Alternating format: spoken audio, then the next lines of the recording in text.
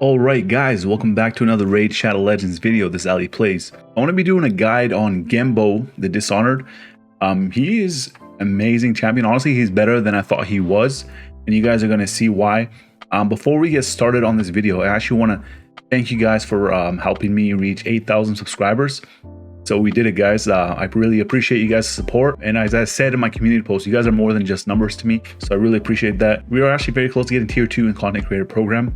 And once we reach that tier, we can start doing giveaways, GMs. I think we're allowed to do books now too. So the only thing we're missing, we have the subs. The only thing we're missing is the views. We used to have the views, but once I took a break, views were gone. All right, so yeah, in this video, showcasing Genbo in a lot of places in the game. I don't know if his name is Genbo or Gembo. I'm gonna call him Genbo. Showcase him in a lot of places in the games. He's primarily an arena champion, so we're mostly going to be focused there, but I will showcase him in other areas of the game, so you don't only have a one-trick pony. So as always, we're going to be going over his skills, artifacts, and his masteries. And yeah, let's get started, guys. All right, so here's Genbo, the Dishonored. So he's part of the Shadowkin faction. It's actually a perfect time for me to make this video because he is going to be I think he's going to be good for that faction. So Genbo actually has a very interesting kit. I do have him maxed out. The reason why his kit is very interesting is because he only requires 70% critical rate, which is amazing because he provides himself. If you look at his sword trance ability, he actually provides himself with 30% crit rate and as well as 30% more critical damage, which also gives himself an extra turn. So I do have that maxed out. I do like the extra cooldown reduction on this ability, so it is very good to have, in my opinion. But the thing is, though, you don't really need to book it because you want this guy to one-shot them if you're only using him for PvP purposes. Another thing that's very interesting about him is his passive ability. So he's actually immune to decreased attack debuffs, and he ignores unkillable. So champions like Skull Crown are going to be getting one-shotted by him. This is only applies when he's attacking under an increased attack buff. So you do need to have a champion that can give him increased attack. If you don't, you're going to be wasting a turn and trying to steal an increased attack from the enemy with his basic attack. So it's a double hitter, and each hit steals any increased attack buffs. And he doesn't require any accuracy to do this because the increased attack buff steal cannot be resisted. So it is very good. Twin Soul Swords actually is pretty good in terms of damage. It's not like the top hitting move, but Heartless Blitz is where it's at right here. So he attacks all enemies. He has a 100% chance of decreasing the duration of all buffs by 1 turn, and the effect cannot be resisted on critical hits, which should be almost 100% of the time because he is void affinity, so he doesn't have affinity disadvantage against anybody. So yeah, you guys can see his kit is very good, especially for a nuker. People were saying that Magnar was better than Trunda because he cannot apply a decreased attack on Magnar because he's HP based and he's a nuker. If you guys don't know Magnar, he's one of the newer champions that is a nuker, this guy right here. So that's his ability, attacks all enemies, plays an extra hit on enemies without HP burn debuffs, and his damage is based on his HP. So he's a very good nuker because you cannot make him weaker. Same thing applies with Genbo. And that's the reason why I found him very intriguing and I built him. And I think he's one of the only champions in the game that can actually kill through unkillable buffs. All right, let's go over artifacts. We don't want to take too long. I run him with a Savage set. Try to get him as much crit damage and attack percentage as you can. You don't have to run him with a Savage set, but this is like the optimal build for Genbo the Dishonored. And that's the reason why. Obviously, it's not the optimal because I do have broken sets right here, but it's all about stats. So why am I using Savage? So he ignores 25% of enemy defense. That's the reason. That's the only reason, guys. All right, you guys can take a look at my artifacts right here. So yeah, you only need 70% crit rate. That is very important. It allows you to build other stats. Originally, I actually had him 100% crit rate, but I did drop it and try to get him to be faster so he can actually take his turn. But I did get that 23 speed on this crit damage primary gauntlet.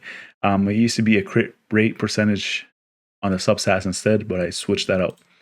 Attack percentage primary on the chest plate, the speed primary on the boots.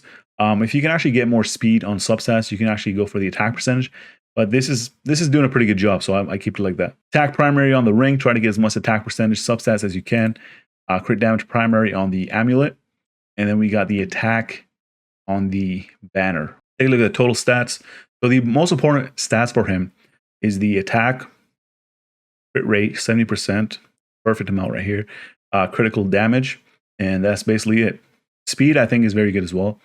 So attack, crit rate, crit damage, and then try to get some speed if you can, or else he's just going to be killed, man. He's going to get killed. All right, so for mastery, since it was hard for me to drop his 100% down, I actually switched his mastery, so I'm not using Deadly Precision, but if you need more crit rate, use Deadly Precision. So I'm using Blade Disciple. So we went all the way down and we got Helm Smasher, which is, in my opinion, important for him, but it's not as consistent as running Flawless Execution, so you do get 20% more critical damage. So you can go through that route, especially if you're not running Savage Set.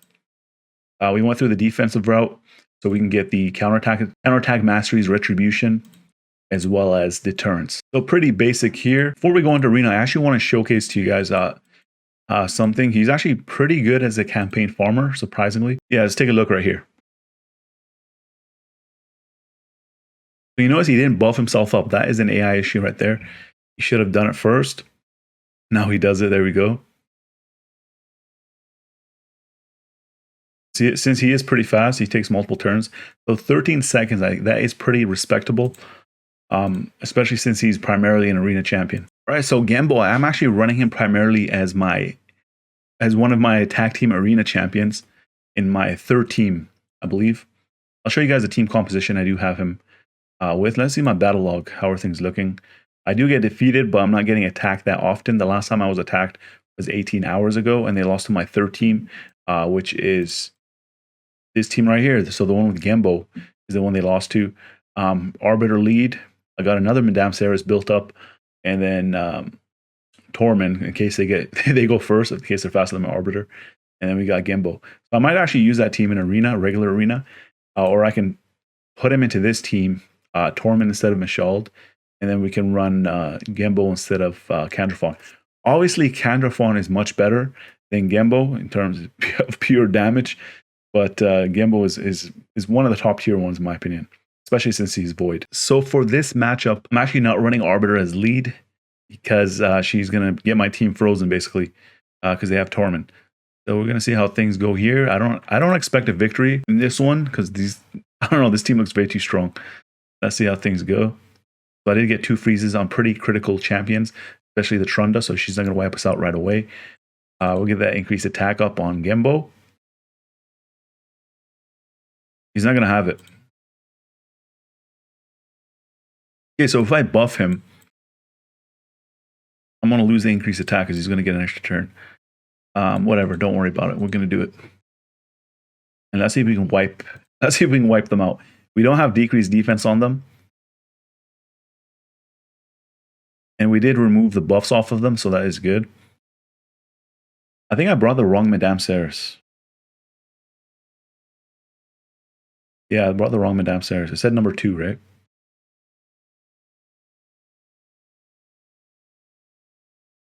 Okay, back out. We gotta bring the right Madame Serris this time. We'll try the same team. All right, so this Madame Serris is slower, but she does have way more accuracy. Here we go. There we go. We got decreased defense on everybody. Ooh. That counterattack was lethal, man. All right, so now this is where he starts doing work, man. Go 1-time speed. All right, so we did kill the Arbiter. I don't know if his Savage or his Helm Smasher procced on the right champions. I think it only procced on Arbiter, or maybe just because her defense is much lower. Yeah, so we basically won this. And I do think that this team is that we're facing is very good. As you guys saw the first time we lost. All right, this time we're running Arbiter as lead instead of Duchess. And this is going to be basically my 3 vs 3 arena team, but with the wrong Madame Serris. They're basically built the same, except number 2 is much faster, but a little bit lower accuracy. And this one is a little bit slower with way more accuracy. Hopefully Michaud doesn't get a turn, or else he's going to... Okay, there we go. Boom! There we go, everybody's dead. I think we did like 100,000 damage on multiple enemies. Let's go into dungeons real quick. We're going to run him in Dragon's Lair. Let's see how much damage he does against the waves. Let's see if his AI is gonna be stupid here. Actually, he does have the crit damage increase from Michaud, so Yeah, see, he didn't buff himself up. He needs that crit rate, man. So yeah, if you're watching at this point, if you want to use him other places of the game, I would actually make him 100%, get him to 100% crit rate. But I don't know if it's even worth it. Maybe just build him for arena. But if you're newer to the game, I guess it might be worth it for you. This you might not have a lot of champions. That damage is pretty good though, 56,000 damage with a basic attack. Sometimes you can double hit with that too. So here we are, the dragon, 1 minute 18 seconds.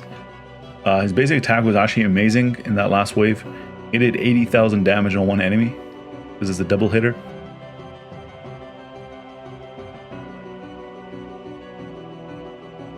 Let's see if we can take this down. Come on. Heartless Blitz or what? There's the buff. 38,000. That's pretty low. So basically, yeah, he's good in the waves. Once you reach the dragon, he doesn't do that much damage against a dragon, but in the waves, he's pretty good at clearing. He has AoE and he has very strong single target. So yeah, we're gonna skip to the end.